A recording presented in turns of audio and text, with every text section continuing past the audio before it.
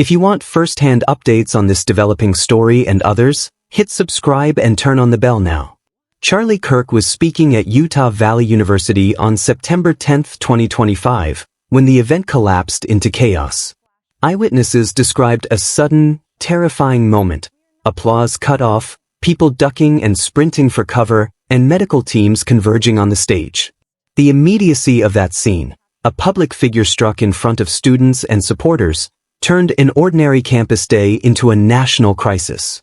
Within hours, the story had moved from a local emergency to a federal inquiry, and within days investigators were racing to collect footage, interview witnesses, and piece together the timeline of the attack.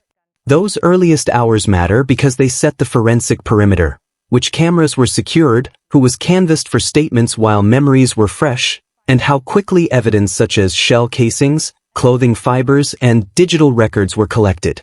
The shot itself was confirmed by medical personnel. A bullet entered the body and proved fatal, and that clinical reality is what framed the entire investigation as a homicide inquiry rather than an accident or a non-fatal attack. In the days after the shooting, law enforcement agencies mobilized search efforts and shared images of persons of interest while the public tried to absorb how a calm campus scene had been transformed into a crime scene and a national conversation about safety, rhetoric, and the limits of public speech. Within a narrow window after the attack, federal and local agencies described a vast flow of tips and they moved quickly to identify a suspect. That speed produced headlines. A man in his early 20s was publicly named, arrested, and charged with aggravated murder and related offenses. Law enforcement officials and prosecutors presented a body of evidence they said supported their case, forensic links, digital traces, and intercepted messages among them, and they signaled both the gravity of the charges and a determination to press forward through the courts. At the same time, the quickness of the arrest raised questions for critics. Was the rush toward a suspect driven by a need to calm the public, to show progress, or by confidence in the forensic chain that investigators had assembled? Where investigations move from scene to suspect in short order, additional scrutiny is natural. Investigators must show how leads were vetted, how alternative possibilities were considered, and whether the lab work that undergirds an arrest has been completed to the standards required for a capital case. The public's desire for fast answers is understandable, but the criminal justice system also demands that rapid action be paired with rigorous, reproducible analysis, a balance that has felt uneasy in this case for many observers. The man arrested, Tyler James Robinson, was publicly named and taken into custody in connection with the shooting. Prosecutors moved to charge him with aggravated murder and related offenses, and in filings announced their intent to seek the most severe penalties available. Those charging decisions reflect prosecutors' confidence, or their belief they can build that confidence before a jury, in the evidence they have gathered. At the same time, those formal legal moves do not silence objection or skepticism. Defense counsel and some independent analysts note that certain pieces of evidence remain contested, incomplete, or unresolved. Forensic comparisons, timelines, and the integration of witness accounts with physical proof. In high-profile criminal prosecutions, the difference between an arrest and a conviction is often bridged by lab reports, chain-of-custody documentation, and the careful work of reconstructing events so that what is presented in court can survive adversarial testing. Critics in this case point to areas where that work appears, at least publicly, unfinished, and they call for full transparency on lab findings and the handling of critical materials so that the public can see how the investigative narrative aligns with the scientific record. One of the most sensitive technical issues in any shooting is the link between the bullet recovered from the victim and any suspected weapon. Ballistics experts can match projectiles to firearms by comparing the microscopic rifling marks left on a bullet as it travels down a barrel. In many prosecutions, that match is the linchpin. It gives prosecutors a simple, physical connection between the wound and the weapon, and by extension between the weapon and whoever possessed it. In this case, questions have been raised publicly about whether the bullet removed from Charlie Kirk's body has been definitively matched to the rifle authorities displayed as connected to the investigation.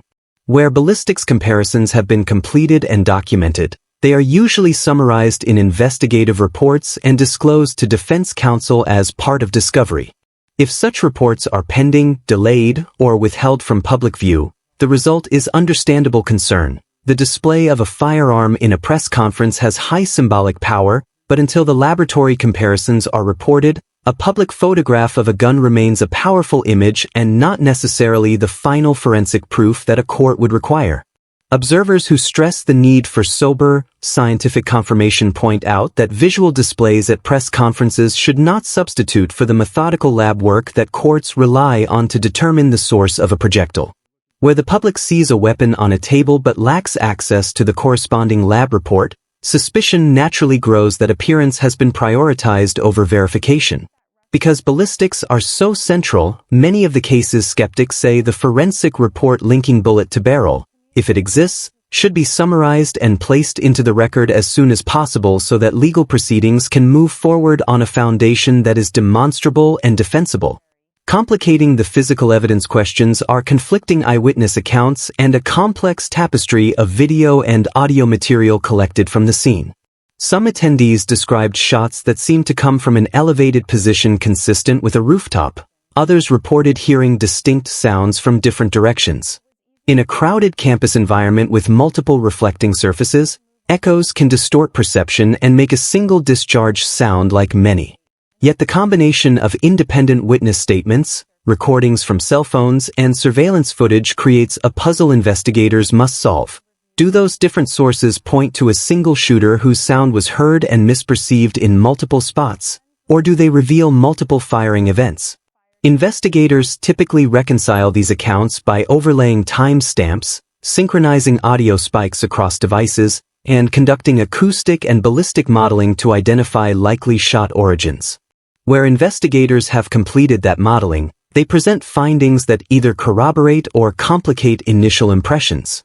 In this case, some analysts and members of the public have noted apparent inconsistencies between video clips circulating online and the official narrative that a single rooftop shooter fired the lethal shot.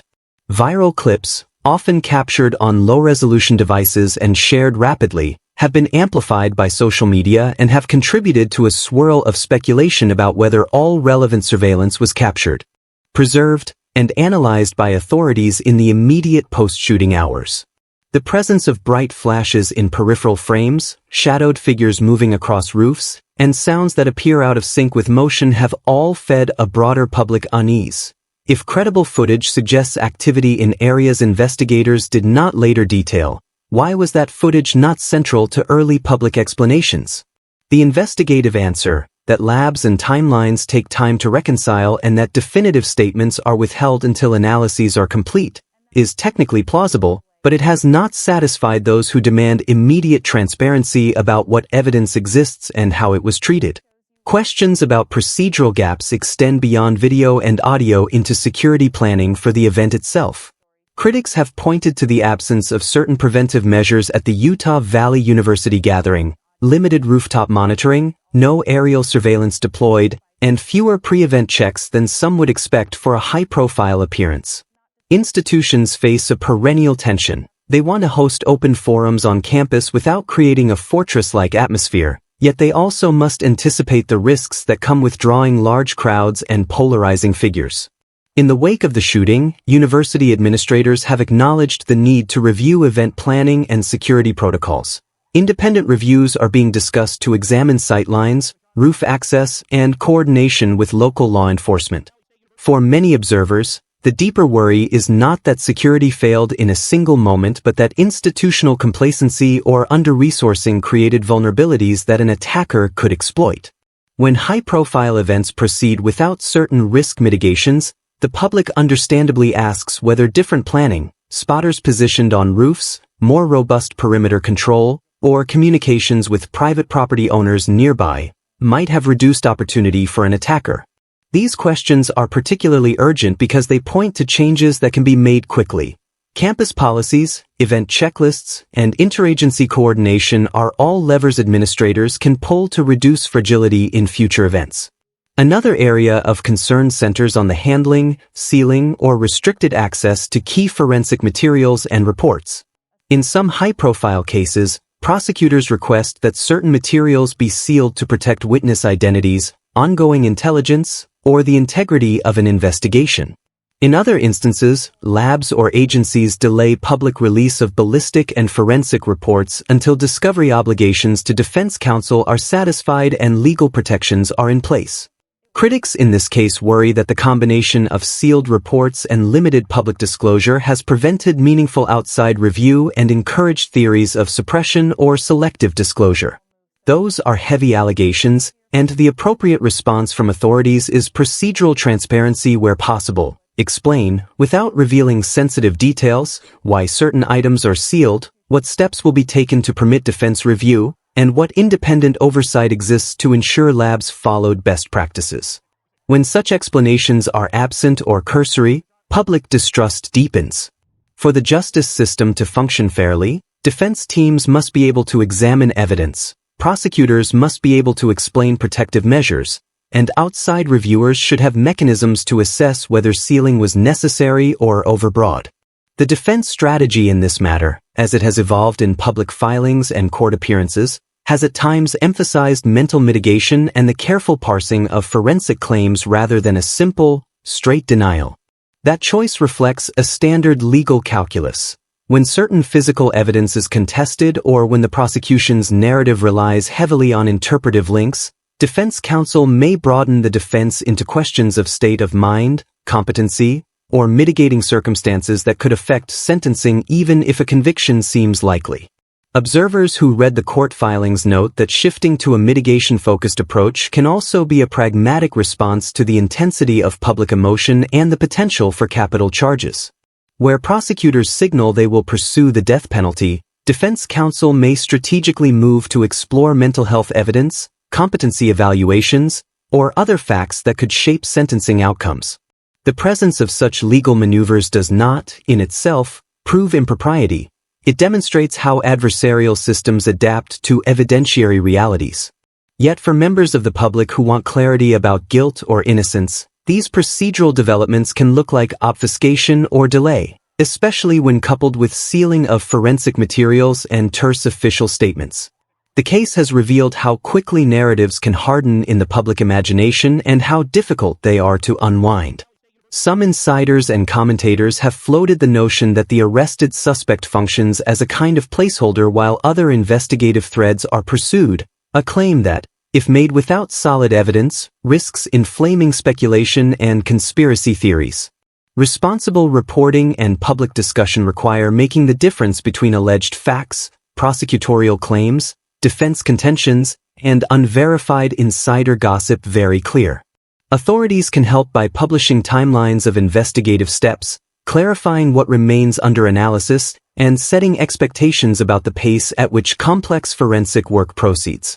Conversely, withholding such process-level information invites alternative narratives to flourish online, which then make it harder for fact-based explanations to regain traction. The human dimension of all this cannot be overstated. Behind every forensic chart, sealed file, and courtroom motion are grieving family members, students reeling from trauma, and a campus community trying to make sense of violence in a place meant for learning. For Charlie Kirk's family, the demand is both for justice and for humane explanation. They deserve the clarity that methodical, transparent investigation can provide. For the broader public, a functioning justice system must deliver both accountability and credible process. Arrests must rest on documented evidence, prosecutors must disclose the basis of charges in ways that survive scrutiny, and defense teams must be allowed the full tools of adversarial testing. Where any of those elements feel partial or incomplete, trust erodes. What to watch next? Look for the release of forensic ballistics reports or at least a public summary of their findings. Watch court dockets for motions about discovery and sealing. Follow independent security reviews of campus event planning, and monitor whether officials provide a clearer timeline explaining how footage, witness statements, and lab work were prioritized and protected. Above all, keep the human faces central, a deceased speaker, a family seeking answers, and communities grappling with the consequences of a violent act. The arc of justice in this case will be measured not only by courtroom verdicts but by whether the process that leads there is transparent, accountable, and rigorous enough to reassure a nation that expects both swift action and sober truth. Demand facts but insist on method. Rapid arrests and public images of recovered weapons soothe a shocked moment, but they are not substitutes for lab reports, documented chains of custody, and clear explanations of process. The pursuit of justice requires both speed and patience, visibility and discretion. If you want this shaped into a voiceover script, a shorter explainer, or a deeper investigative feature with an annotated timeline and suggested documentary exhibits, tell me which format you need and I'll prepare it, clean, careful, and focused on verified material.